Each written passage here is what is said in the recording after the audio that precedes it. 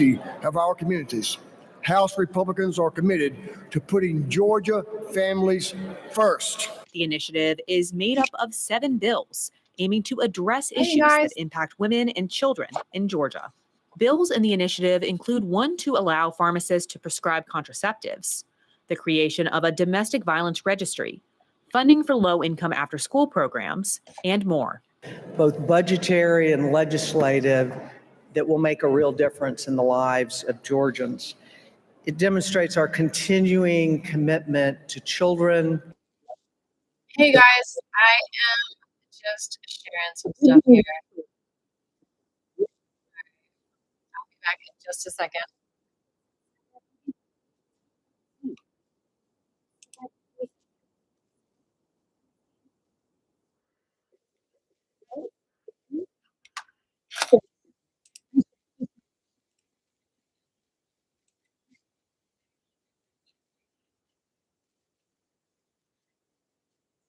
The House Public Safety and Homeland Security Committee.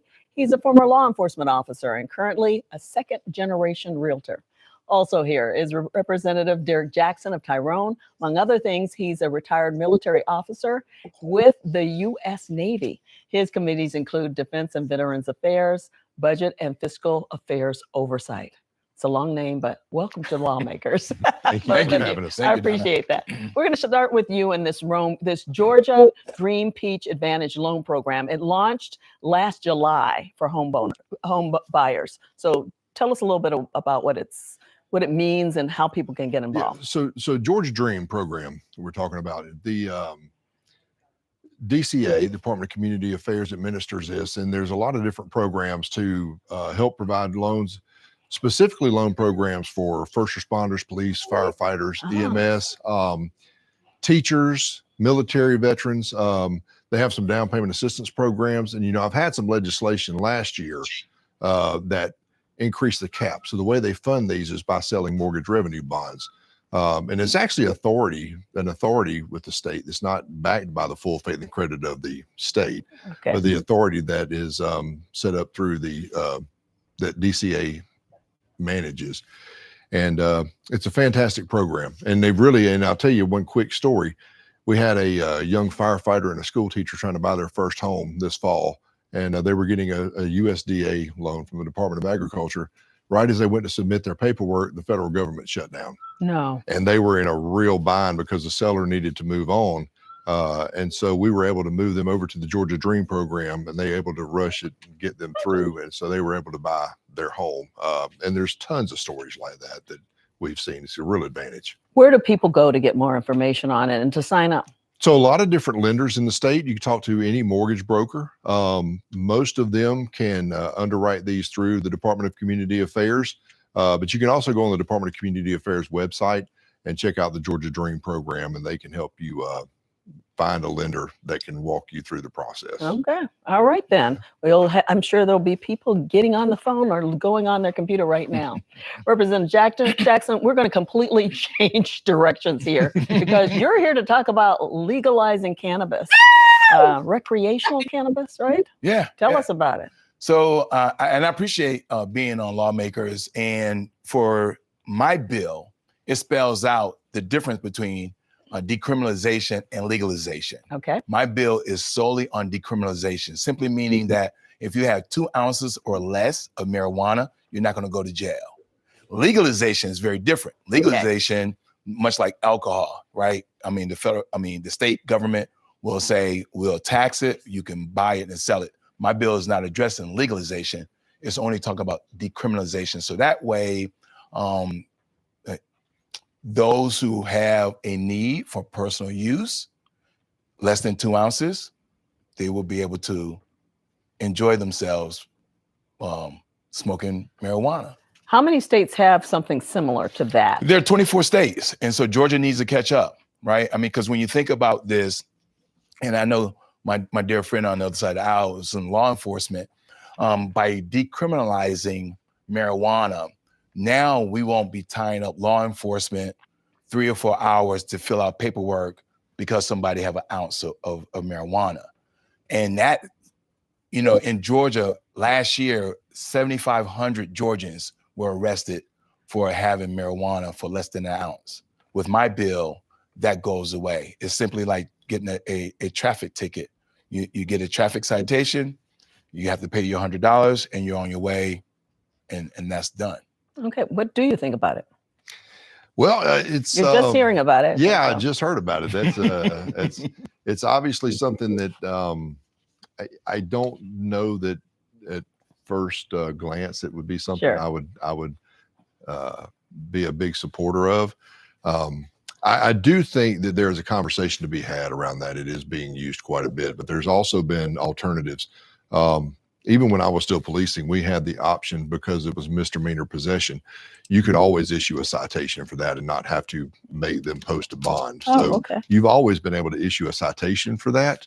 And there was a lot of officers that used their discretion as to whether or not it warranted them needing to make an arrest. So I do think there are still some perils that can come from the recreational use of marijuana that can lead to other stronger drugs. So, I don't know that I would be in favor of that. Well, it sounds like it's worth the conversation. Well, absolutely, because, and I appreciate the discretion piece, because 3 to 4 times more often, Black men and women end up going to jail because of subjectivity. My bill would take that subjectivity out. And so we do not want our law enforcement profiling those who actually need it. As a retired military officer, some may need marijuana because they're dealing with PTSD. They don't want something as harsh as opioids. And so there are a lot of good health benefits from this particular plant. And so by decriminalizing, we would not only standardize this across Georgia, all 536 cities, all 159 counties, because you have counties and cities right now that are decriminalizing this. This is a bold step the state that could take and say, we're going to decriminalize this across all of Georgia. Okay. Like I said, we'll continue the conversation. Chairman Crow, you led the Disaster Mitigation and Resilience Study Committee in 2024. So bring us up to date on what's happening. Yeah, so several of the recommendations that we had from the committee, we've already seen the fruits of some of those. One of the recommendations was to move Georgia onto the next generation 911 system. We've made a lot of headway towards that. The governor in last year's budget put some funding towards it. We had a 911 fee study committee in this off season that was chaired by a chairman from the north side of Atlanta. Yeah, he's going to kill me because I can't think of his name right now. It's terrible. But that committee, we looked at the funding mechanism for the 911 fee and how we could take that and utilize that to implement Next Gen 911. There was also some timber tax credits for South Georgia that got implemented last year. And we're still working on adding a resilience officer, possibly within GEMA, to really focus on disaster mitigation and resilience, to try to increase funding for that and to increase our focus on that.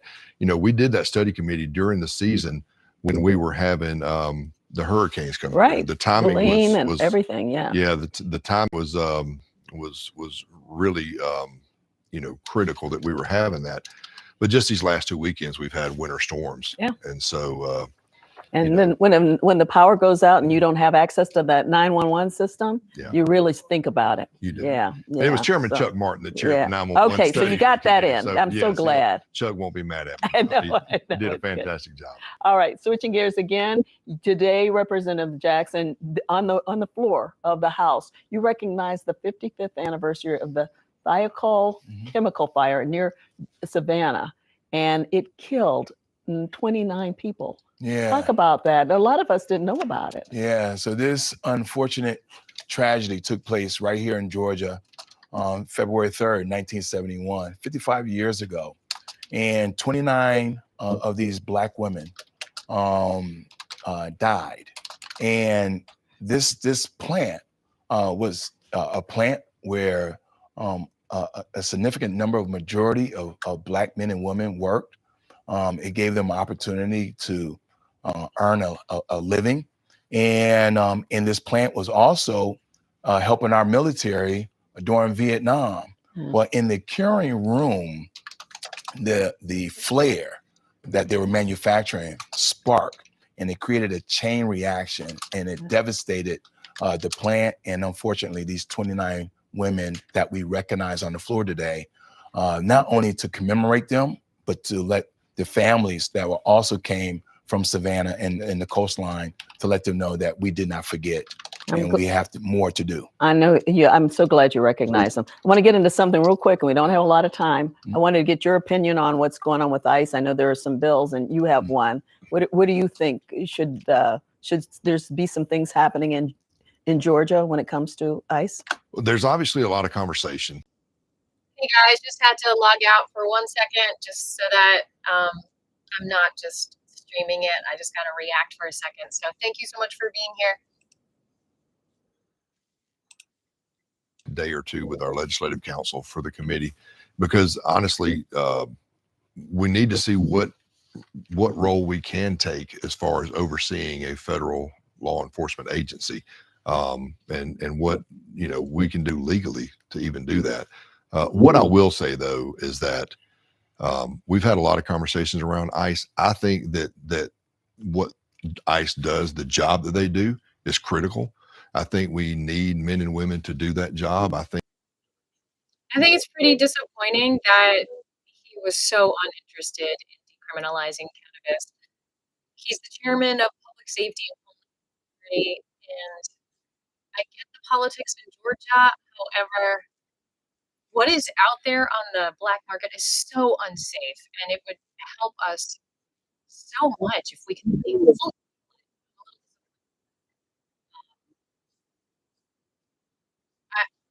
I'm a little disappointed that Representative Jackson's not going to go for full legalization. Maybe he just thinks that decrim is but he's so. See, and so we don't need our border. Our borders are safe. Having ICE here in Georgia is a misplace of use of the federal government, and when you start to use anything that looks like the military, and citizens are being intimidated or ending up dead, that's a problem for me. And so my bill is simply going to hold ICE accountable, because if they're going to do something in Georgia, we do have a right, we have sovereignty in accordance with our Constitution to do something about it. Okay. Well, we're going to keep up with all of this, and we have to have you back on to talk about it. Yes, all right. too. Thanks so Thank you, much Donna. for coming on. Coming up, we'll talk about the crisis in funding Georgia foster care and more. Senator Kay Kirkpatrick has bills that offer solutions. Stay with us.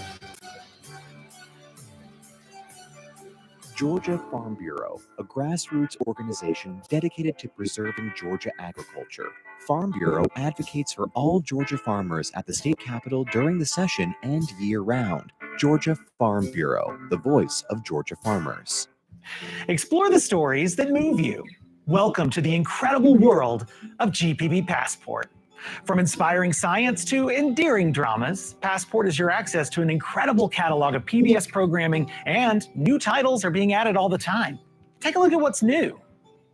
What is it you want? Would you indulge me? Quite something, isn't it, sister? Scandalous, isn't it? Have I got a story for you?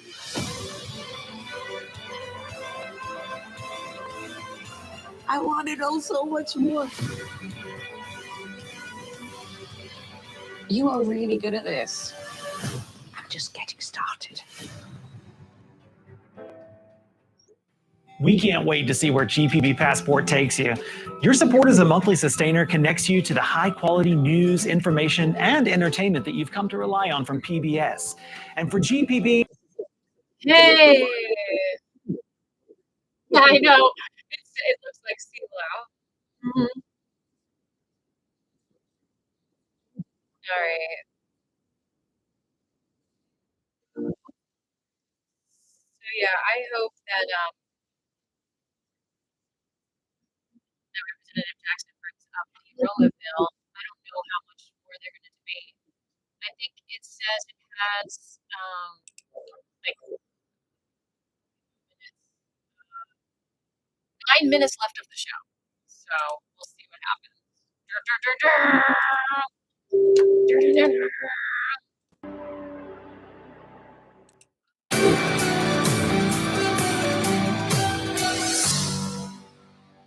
Welcome back to Lawmakers. I'm Donna Lowry. We're going to focus now on Georgia's foster care system and how to improve it. Some possibilities. Joining us is Republican Senator Kay Kirkpatrick of Marietta. She's a former physician. She's chair of the Senate Children and Families Committee and vice chair of Health and Human Services. Welcome to Lawmakers. We got a lot to discuss here because it really is a crisis in the foster care system, isn't it? There's always been a crisis and it's continuing, but we are working hard on making progress, and we have been for the last few years since the Children and Families Committee was created in 2023. Lieutenant Governor Jones was behind that, and I'm honored to be the chair of that committee. I think Representative Jackson has left the room, and I think everyone just left around here too. Doesn't look like anyone's watching anymore. Yeah, I guess I will end